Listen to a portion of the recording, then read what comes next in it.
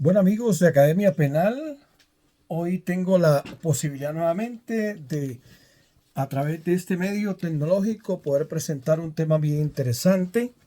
Y es el que tiene que ver con la inferencia razonable de autoría y de participación. Desde la vigencia de la Ley 906 del 2004, para poner en marcha lo que se denomina un sistema procesal acusatorio en Colombia, en dos artículos se habla de el concepto de inferencia razonable. Ni siquiera el concepto, se nombra inferencia razonable de autoría y participación. Exactamente en el artículo 287 y 308. Y la pregunta práctica es, ¿qué es inferencia razonable? Porque no hay ningún antecedente en los códigos anteriores de Ley 600 hacia atrás que esté presente ese tipo de criterio jurídico. Y ahí surge una pregunta importante y es, ¿hay alguna diferencia entre el concepto de inferencia razonable y el concepto de indicio grave de responsabilidad penal que manejaban los sistemas anteriores al que hoy denominamos procesal acusatorio? Pareciera que no. ¿Por qué? Porque ambos criterios, desde el punto de vista de la filosofía del derecho, los podemos asimilar a lo que es la epistemología del conocimiento, que por supuesto no me voy a profundizar porque hoy no es el espacio para eso. Pero si ustedes recuerdan las enseñanzas desde el punto de vista de la dialéctica, del ejercicio de lo que es el indicio, siempre se habla de un hecho que impulsa el ejercicio de una inferencia lógica para llegar a un hecho desconocido. Hecho indicador, inferencia lógica, hecho desconocido. Y entonces me pregunto nuevamente, ¿la inferencia lógica no corresponde a la inferencia razonable? Tendríamos que profundizar en punto de la teoría del conocimiento.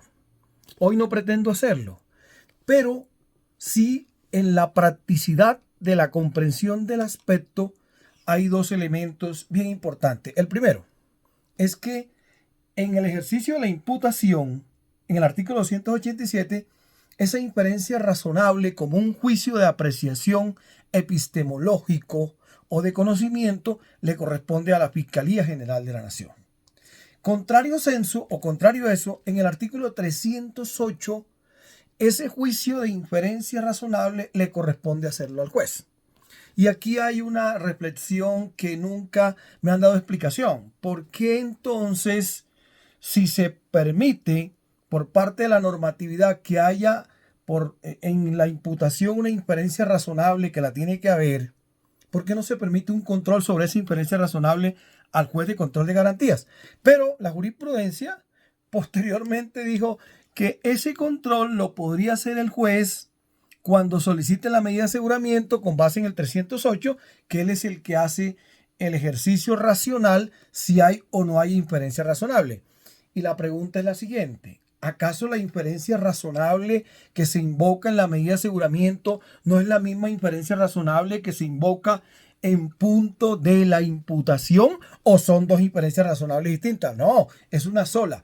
La inferencia razonable que la fiscalía exponga en ejercicio del juicio de imputación tiene que ser la misma inferencia razonable que exponga en punto de la solicitud de medida de aseguramiento, porque a lo contrario se caería en una incongruencia absoluta. Por lo tanto, entonces, ¿cuál es la diferencia? Que el control lo haga el juez en la imputación sobre esa inferencia razonable. Se le dice que no lo haga, pero sí se le permite que lo haga en la medida de aseguramiento. No entremos en esa discusión, avancemos. Y entonces, cuando hablamos de inferencia razonable de autoría y participación, aquí viene el segundo nombre, de una conducta punible. Escuché muchas veces a algunos jueces de control de garantía atreverse a decir que esa inferencia razonable solo tenía que ver con el aspecto de la tipicidad. Por supuesto, eso fue cuando el sistema estaba naciendo. Hoy hemos superado el concepto, el criterio, porque la inferencia razonable, para poderla entender, tenemos que partir del artículo 9 del Código Penal. Claro, ¿cómo es posible que se vaya a construir una inferencia razonable sin esas categorías dogmáticas de tipicidad, antijuricidad y culpabilidad? Y algunos dirán, no, eso no es posible porque solamente eso se hace en el juicio. No, señor, absurdo pensarlo, decirlo y hacerlo de esa manera. Porque la inferencia razonable tiene una relación directa con la construcción de lo que se denominan hechos jurídicamente relevantes. Y los hechos jurídicamente relevantes, como un insumo estructural de esa inferencia razonable, tienen una participación absoluta en materia dogmática entre el ejercicio fáctico y los elementos que componen el tipo penal. Por eso es imprescindible que exista la apreciación del artículo 9 del Código Penal, una conducta que tiene que ser típica, antijurídica y con un mínimo valor probatorio de juicio de responsabilidad. Así se nos diga que solo la responsabilidad se define en juicio.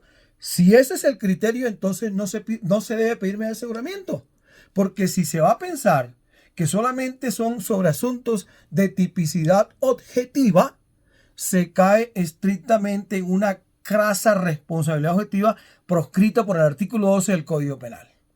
Y lo más importante, el artículo 9 del Código Penal me dice: la causalidad por sí sola no basta para la imputación jurídica de un resultado. Con mucha más razón, el ejercicio de la inferencia razonable de autoría y participación tiene que tener una mínima actividad probatoria que se ocupe del juicio de tipicidad objetivo y el juicio de tipicidad subjetivo, del concepto de antijuricidad no formal, sino material, y de una apreciación mínima, por lo menos, del concepto de culpabilidad.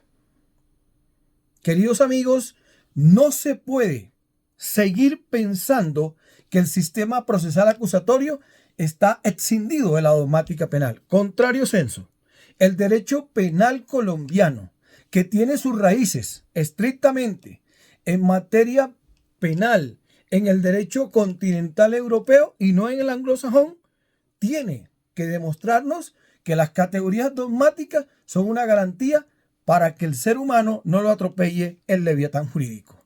Seguimos en discusión. El foro está abierto. Academia Penal, siempre a la vanguardia. Y no olviden, este tema lo he trabajado de manera muy profunda en mis libros que aparecen en la pantalla. La detención preventiva y el control de convencionalidad en las medidas de aseguramiento. Allí, con bastante amplitud, hemos tratado todo lo relacionado con la inferencia razonable directamente aplicada a las medidas de aseguramiento.